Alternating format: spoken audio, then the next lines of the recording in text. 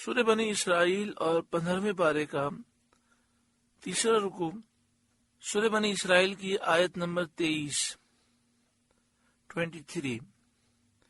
اللہ رب العالمین نے ارشاد فرمایا، وَقَضَىٰ رَبُّكَ أَلَّا تَعْبُدُوا إِلَّا إِيَّاهُ، اور تمہارے رب نے حکم فرمایا کہ اس کے سوا کسی کو نہ پوجو، وَبِالْوَالِدَيْنِ إِحْسَانًا، اور ماں باپ کے ساتھ اچھا سلوک کرو، اِمَّا يَبْلُغَنَّ عِندَكَ الْكِبَرَ أَحَدُهُمَا أَوْ كِلَاهُمَا، اگر تیرے سامنے ان میں ایک یا دونوں بڑھاپے کو پہنچ جائیں، فَلَا تَقُلْ لَهُمَا اُف، تو ان سے اف نہ کہنا، ہوں نہ کہنا، یعنی جب ماں باپ بوڑھے ہو جائیں، کمزوری کا غلبہ ہو، جسم کے اعضاء میں قوت نہ رہے، اور جیسا تو بچپن میں ان کے پاس بے طاقت تھا، ایسے ہی وہ آخر عمر میں تیرے پاس بے طاقت ناتواں رہ جائیں، تو ان سے اف نہ کہنا،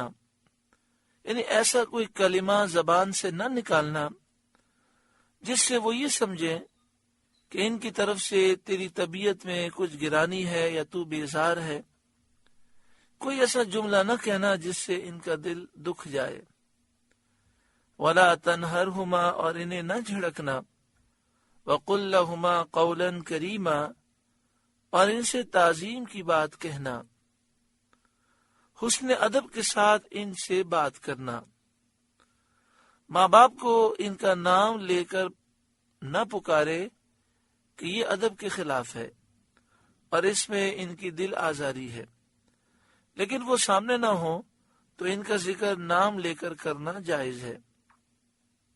حضرت صدر افاضل مولانا نعیم الدین مراد آبادی علیہ رحمہ لکھتے ہیں، ماں باپ سے اس طرح کلام کرے جیسے غلام و خادم آقا سے کلام کرتا ہے۔ سمجھانے کے لیے مثال ہے کہ جیسے فیکٹری کا ایک مالک ہے اور ایک فیکٹری کا مینیجر ہے، تو مینیجر جب فیکٹری کے مالک سے بات کرتا ہے تو ادب سے بات کرتا ہے، لیکن فیکٹری کے مالک سے فیکٹری کا چوکیدار یا عام بالکل کمتر جو ملازم ہے وہ بات کرتا ہے تو بہت زیادہ ادب سے کرتا ہے۔ یا یوں سمجھیے کہ ایک فقیر بادشاہ سے بات کرے، آقا سے جیسے غلام بات کرتا ہے، اس طرح ماں باپ سے ادب کے ساتھ بات کرنا ضروری ہے۔ اللہ تعالیٰ عمل کی توفیق عطا فرمائے۔ ماں باپ سے اس انداز میں گفتگو کرنا کہ جیسے غلام آقا سے گفتگو کرتا ہے، اگر یہ نصیب ہو جاتا تو ہمیں اتنی برکتیں ملتی ہیں کہ ہماری دنیا بھی سنور جاتی اور آخرت بھی سنور جاتی۔ بہت سے ہمارے لوگ ایسے بھی ہیں کہ جو دین سے دور ہیں، اور بہت سے ایسے ہیں کہ دین کے قریب بھی ہیں اور چاہتے بھی یہ ہیں کہ اللہ کا قرب ملے، ہمارے دل کے بند دروازے کھل جائیں، لیکن رکاوٹیں ہیں۔ ان رکاوٹوں کو کیسے دور کیا جائے؟ تو قرب الہی کی منزل حاصل کرنے کا ایک ذریعہ یہ بھی ہے کہ انسان اپنے ماں باپ کی خوب خدمت کرے۔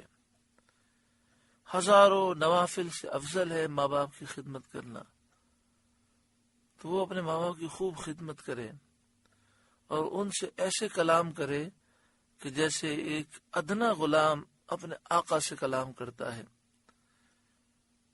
وَقُلْ لَهُمَا قَوْلًا كَرِيمًا، اور ان سے تعظیم کی بات کہنا۔ وَاخْفِضْ لَهُمَا جَنَاحَ الذُّلِّ مِنَ الرَّحْمَةِ، اور ان کے لیے عاجزی کا بازو بچھا نرم دلی سے،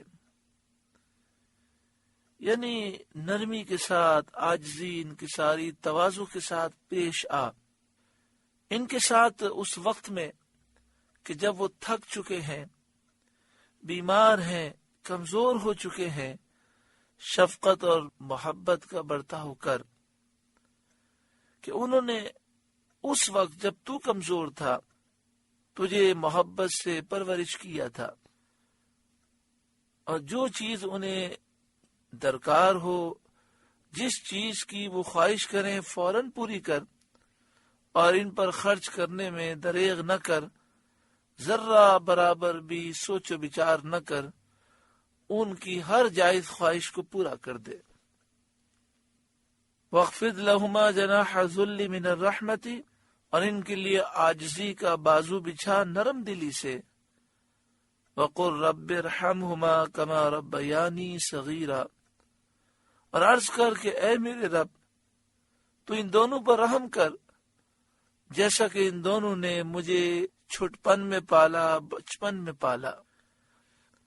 خلاصہ کلام یہ ہے کہ دنیا میں بہتر سلوک اور خدمت میں کتنا بھی مبالغہ کیا جائے، کوئی اپنا پورا زور لگا دے اور ماں باپ کی بہت خدمت کرے، بہت اچھا سلوک کرے، پھر بھی والدین کے احسان کا حق ادا نہیں ہو سکتا۔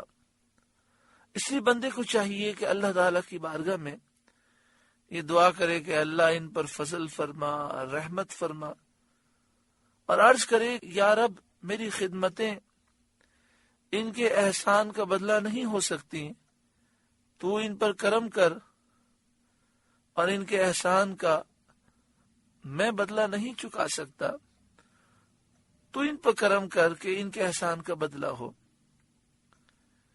اس آیت سے ثابت ہوا کہ مسلمان کے لیے رحمت اور مغفرت کی دعا جائز ہے، اور اس سے مسلمان کو فائدہ پہنچتا ہے۔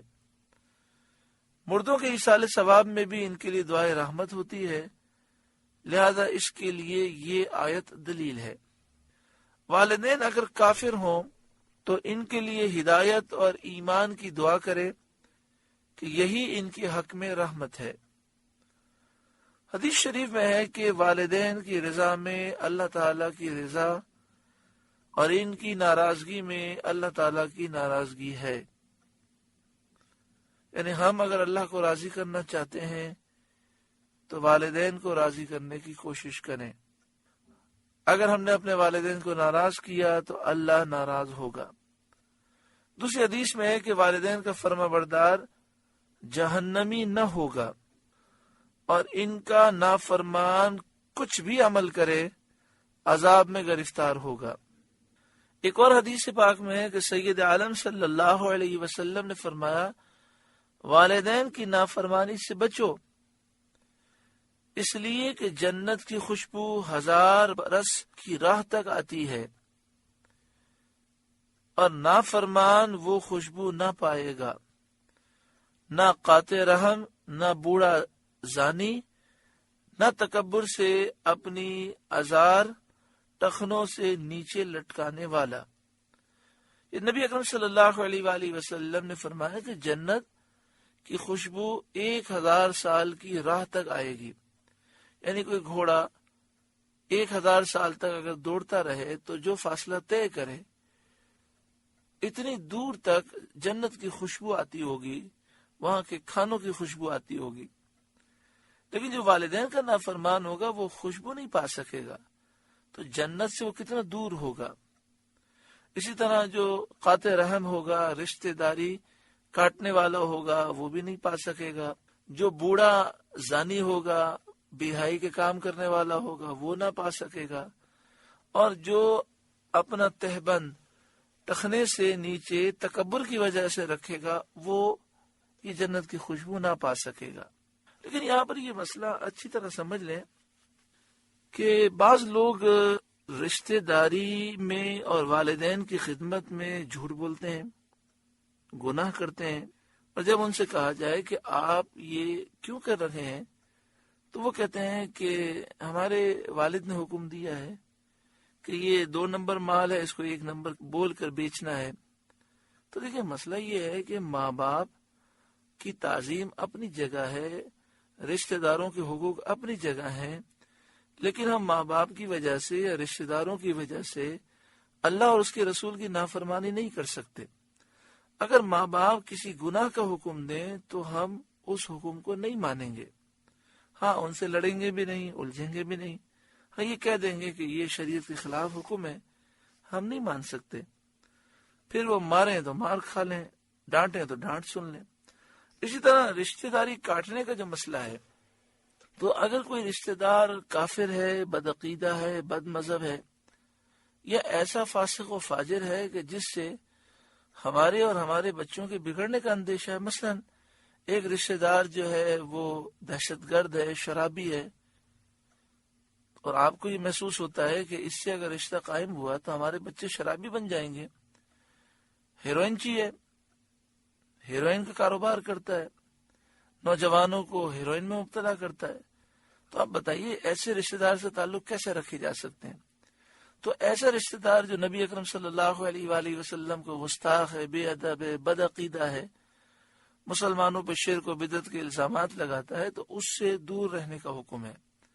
لیکن عام طور پر ہمارے یہاں پر ہوتا یہ ہے کہ جو رشتہ داری قطع کی جاتی ہے اس کی عام وجہ یہی ہوتی ہے کہ لوگ صرف دنیاوی وجہ سے کاٹتے ہیں۔ اللہ دین کا ذوق عطا فرمائے، دین کی سمجھ عطا فرمائے، دین کے لیے قربانی دینے والے تو بہت کم ہوتے ہیں، صرف ذاتی انانیت کا مسئلہ ہوتا ہے، تو اس وجہ سے رشتہ داری کاٹنا یہ حرام ہے۔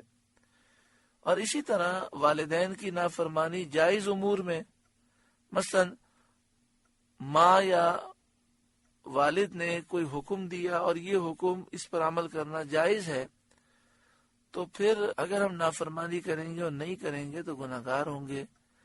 اللہ تبارک و تعالی ہمیں ان باتوں کو سمجھنے اور عمل کی توفیق عطا فرمائے۔ آگے ارشاد فرمایا ربکم اعلم بما فی نفوسکم، تمہارا رب خوب جانتا ہے جو تمہارے دلوں میں ہے، یعنی تمہارے دل میں والدین کی اطاعت و فرمانبرداری کا جو ارادہ ہے، ان کی خدمت کا جو ذوق ہے، اللہ جانتا ہے۔ ربکم اعلم بما فی نفوسکم، تمہارا رب خوب جانتا ہے جو تمہارے دلوں میں ہے۔ ان تکونوا صالحین، اگر تم لائق ہوئے، یعنی تم نیک صالح ہوئے، والدین کی خدمت کرنے کی تم نے کوششیں کی، اور تم سے والدین کی خدمت میں کوئی غلطی ہو گئی، تقصیر واقع ہوئی، تو تم نے توبہ کی، فَإِنَّهُ كَانَ لِلْأَوَّابِينَ غَفُورًا، تو بے شک وہ توبہ کرنے والوں کو بخشنے والا ہے۔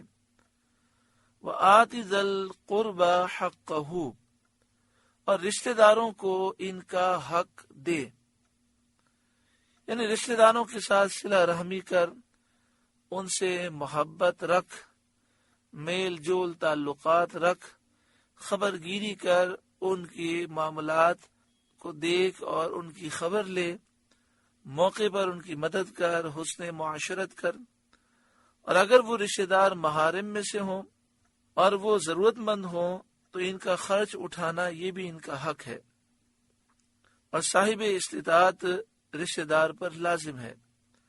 بعض مفسرین نے اس آیت کی تفسیر میں یہ بھی کہا ہے کہ رشتہ داروں سے سید عالم صلی اللہ علیہ وآلہ وسلم کے رشتہ دار مراد ہیں، یعنی سادات مراد ہیں، اور ان کا حق خمس دینا، یعنی مال غنیمت سے 5واں حصہ دینا، اور ان کی تعظیم و توقیر بجا لانا ہے۔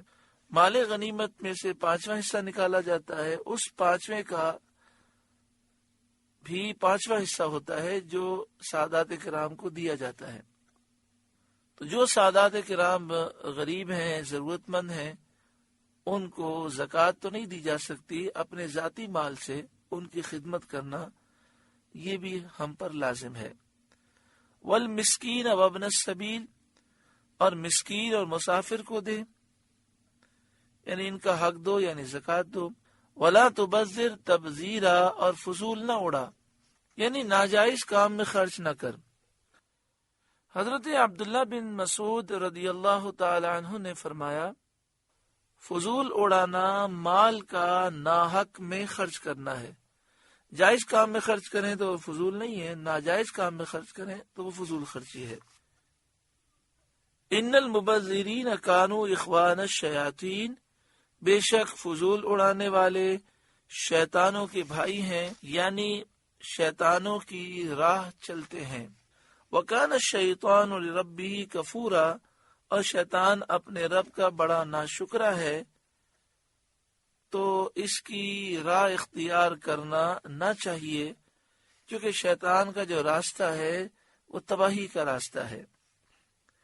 وَإِمَّا تُعْرِضَنَّ عَنْهُمُ ابْتِغَاءَ رَحْمَةٍ مِّن رَّبِّكَ، اور اگر تو ان سے منہ پھیرے اپنے رب کی رحمت کے انتظار میں، ترجوہا جس کی تجھے امید ہے، فَقُل لَّهُمْ قَوْلًا مَيْسُورًا، تو ان سے آسان بات کہہ۔ یعنی کوئی ضرورت مند آپ کے پاس آئے اور آپ فی الحال اس کی مدد نہیں کر سکتے، لیکن آپ کو امید ہے کہ اللہ تعالیٰ کرم فرمائے گا اور میرے پاس مال آ جائے گا، تو ان سے اچھی بات کہہ دی جائے تاکہ ان کا دل خوش ہو جائے۔ یہ آیت حضرت مہجع، حضرت بلال، حضرت صہیب، حضرت سالم، حضرت خباب اور دیگر صحابہ کرام کی شان میں نازل ہوئی، جو وقتاً فوقتاً سید عالم صلی اللہ علیہ وآلہ وسلم سے اپنے حوائج اور ضروریات کے لیے سوال کرتے رہتے تھے۔ اگر کسی وقت حضور صلی اللہ علیہ وآلہ وسلم کے پاس کچھ نہ ہوتا تو آپ حیا کی وجہ سے ان سے اعراض کرتے اور خاموش ہو جاتے، اس انتظار میں کہ اللہ تعالیٰ کچھ بھیجے تو انہیں عطا فرمائے۔ یا یہ فرمایا گیا فَقُل لَّهُمْ قَوْلًا مَيْسُورًا، تو ان سے آسان بات کہو، یعنی ان کی خوش دلی کے لیے ان سے وعدہ کیجئے یا ان کے حق میں دعا فرمائیے۔ وَلَا تَجْعَلْ يَدَكَ مَغْلُولَةً إِلَىٰ عُنُقِكَ، اور اپنا ہاتھ اپنی گردن سے بندھا ہوا نہ رکھ۔ وَلَا تَبْسُطْهَا كُلَّ الْبَسْطِ، اور نہ پورا کھول دے۔ فَتَقْعُدَ مَلُومًا مَحْسُورًا، کہ تو بیٹھ رہے ملامت کیا ہوا، تھکا ہوا۔ انہیں اللہ کی راہ میں مال خرچ کرنا ہے، لیکن اس انداز میں نہ ہو کہ انسان خرچ کر دے اور پھر اسے خود ایسی مشکلات آئیں کہ جس کی وجہ سے اسے ایسی تکلیف پہنچے جس کا ازالہ نہ ہو سکے۔ تو اللہ تعالیٰ کی راہ میں خرچ کیا جائے، خوب کیا جائے، غریبوں کی مدد کی جائے، لیکن انداز ہی سکھایا گیا کہ نہ تو انسان کنجوس ہو اور نہ ولا تبسطھا کل البسط، نہ پورا کھول دے۔ پورے کھولنے سے مراد یہ ہے کہ اپنی ضروریات انسان کو رکھ لینی چاہیے۔ جیسے مثال کے طور پر کسی نے انسان سے کوئی چیز مانگی، اس نے اپنا سارا مال دے دیا، پھر اس نے قمیض مانگی تو قمیض بھی اتار کے دے دی، تو ماشاءاللہ یہ تو اچھا کام ہو گیا، لیکن اب مسئلہ یہ ہے کہ اسے فرض نماز جماعت سے پڑھنے کے لیے جانا ہے، تو اسے تکلیف ہوگی اور اسے انتظار کرنا پڑے گا کہ جب میرے پاس قمیض ہو تو پھر میں باہر نکل سکوں۔ یہ تمثیل ہے جس سے خرچ کرنے میں اعتدال ملحوظ رکھنے کی ہدایت منظور ہے۔ یعنی یہ ہدایت کی جا رہی ہے کہ خرچ کرو تو اس میں میانہ روی اختیار کرو۔ یہ بتایا جاتا ہے کہ نہ تو اس طرح ہاتھ روکو کہ بالکل خرچ ہی نہ کرو، اور یہ معلوم ہو گویا کہ ہاتھ گلے سے باندھ دیا گیا ہے اور دینے کے لیے ہل ہی نہیں سکتا۔ ایسا کرنا تو سبب ملامت ہوتا ہے کہ بخیل، کنجوس کو سب برا کہتے ہیں، اور نہ ایسا ہاتھ کھولو کہ اپنی ضروریات کے لیے بھی کچھ باقی نہ رہے۔ یہاں پر ایک واقعہ تفسیر خزائن العرفان میں لکھا ہے، نبی اکرم صلی اللہ علیہ وآلہ وسلم کی شان تو بہت بلند و بالا ہے، لیکن نبی اکرم صلی اللہ علیہ وآلہ وسلم کے معاملات ہماری تعلیم کے لیے ہیں، اور نبی اکرم صلی اللہ علیہ وآلہ وسلم ہمیشہ آپ اپنے معاملات میں لوگوں کی آسانی اختیار فرماتے تھے۔ کئی چیزیں پیارے آقا صلی اللہ علیہ وآلہ وسلم نے اس لیے چھوڑ دیں کہ کہیں لوگوں پہ فرض نہ ہو جائیں۔ تو واقعہ تفسیر خزائن العرفان میں اس طرح لکھا ہے کہ ایک مسلمان بی بی کے سامنے ایک یہودیہ نے حضرت موسیٰ علیہ السلام کی سخاوت کا بیان کیا، اور اس میں اس حد تک مبالغہ کیا کہ حضرت سید عالم صلی اللہ علیہ وآلہ وسلم پر ترجیح دے دی اور کہا کہ حضرت موسیٰ علیہ السلام کی سخاوت اس انتہا پر پہنچی ہوئی تھی کہ اپنی ضروریات کے علاوہ جو کچھ بھی ان کے پاس ہوتا مانگنے والے کو دے دیتے تھے، سائل کو دے دینے سے دریغ نہ فرماتے۔ یہ سن کے مسلمان بی بی کو، مسلمان عورت کو ناگوار یہ بات گزری اور انہوں نے کہا کہ انبیاء علیہ السلام سب صاحب فضل و کمال ہیں، حضرت موسیٰ علیہ السلام کے جود و نوال میں کچھ شبہ نہیں، لیکن سید عالم صلی اللہ علیہ وآلہ وسلم کا مرتبہ سب سے اعلیٰ ہے۔ یہ کہہ کر انہوں نے چاہا کہ یہودی عورت کو حضرت سید عالم صلی اللہ علیہ وآلہ وسلم کے جود و کرم کی آزمائش کرا دی جائے۔ چنانچہ انہوں نے اپنی چھوٹی بچی کو حضور علیہ الصلوۃ والسلام کی خدمت میں بھیجا کہ حضور صلی اللہ علیہ وآلہ وسلم سے قمیص مانگ لائے۔ قربان جائیے نبی اکرم صلی اللہ علیہ وآلہ وسلم کی عاجزی انکساری پر، اور آپ نے سوال کو رد نہیں فرمایا۔ اس وقت حضور صلی اللہ علیہ وآلہ وسلم کے پاس ایک ہی قمیص تھی جو زیب تن تھی، وہی اتار کر عطا فرما دی اور اپنے آپ دولت سرائے اقدس میں تشریف رکھی۔ یا نبی اکرم صلی اللہ علیہ وآلہ وسلم اپنے گھر میں ہی جلوہ افروز رہے اور شرم کے باعث باہر تشریف نہ لائے، یہاں تک کہ اذان کا وقت آیا۔ اذان ہوئی، صحابہ نے انتظار کیا، حضور صلی اللہ علیہ وآلہ وسلم تشریف نہ لائے تو سب کو فکر ہوئی۔ حال معلوم کرنے کے لیے دولت سرائے اقدس میں حاضر ہوئے تو دیکھا جسم مبارک پر قمیص نہیں ہے۔ اس پر یہ آیت نازل ہوئی، پیارے محترم بھائیو، نبی اکرم صلی اللہ علیہ وآلہ وسلم کی شان کس قدر بلند و بالا ہے کہ ایک قمیص جو آپ نے پہنی تھی وہی آپ نے اتار کے دے دی۔ اور آج ہم نے اپنی ضروریات سے زائد کتنی چیزوں کو جمع کیا ہوا ہے اور مال کی حرص ہوس میں کوئی کمی نہیں آ رہی۔ ہم اتنا مال چھوڑ کر دنیا سے جائیں گے تو یہ مال ہمارا کس کام کا ہے؟ اللہ تعالیٰ مجھے بھی عمل کی توفیق دے، آپ کو بھی عمل کی توفیق دے کہ ہم اپنے گھر کا جائزہ لیں اور جو ہماری ضرورت کی چیزیں وہ رکھیں اور باقی غیر ضروری چیزوں کو ہم اللہ کی راہ میں دیں اور ہم اپنے ہاتھ سے دے کر دنیا سے جائیں۔ چیزیں ہم چلے جائیں گے تو پھر یہ مال ہمارا تو نہیں رہے گا، اب پتہ نہیں ورثہ تقسیم کریں گے، کیا کریں گے، اور ہو سکتا ہے اسی مال کی وجہ سے ورثہ میں لڑائی جھگڑے ہوں۔ تو انسان اپنی زندگی میں صحت تندرستی میں مسجد تعمیر کرے، مدرسے بنائے، کنویں کھدوائے، غریبوں کا علاج کرائے، غریبوں کی مدد کرے، دین کی خدمت میں مال خرچ کرے۔ جب ہم یہ نعرہ لگاتے ہیں کہ لبیک یا رسول اللہ، یا رسول اللہ، میرا سب کچھ آپ پہ قربان ہے، تو جہاں ہمیں چاہیے کہ ہم اپنی جان حضور پہ قربان کریں، اپنی اولاد قربان کریں، وہاں مال بھی قربان کریں۔ اعلیٰ حضرت امام اہل سنت نے فتاوی رضویہ شریف میں حدیث پاک لکھی کہ قرب قیامت میں دین کی خدمت درہم و دینار کے بغیر نہیں ہو سکے گی۔ تو اس وقت دین کو ضرورت ہے ہم اپنا مال فضول چیزوں میں اڑانے کے بجائے اللہ کی راہ میں خرچ کریں اور دین پر خرچ کریں۔ اللہ تعالی ہمیں بے حساب عطا فرمائے گا۔ اللہ تعالیٰ مجھے بھی اور آپ سب کو عمل کی توفیق عطا فرمائے۔ ان ربک یبسط الرزق لمن یشاء ویقدر، بے شک تمہارا رب جسے چاہے رزق کشادہ دیتا اور کستا ہے، یعنی جس کے لیے چاہتا ہے رزق وسیع فرماتا ہے اور جسے چاہتا ہے رزق میں اس کے لیے تنگی فرماتا ہے۔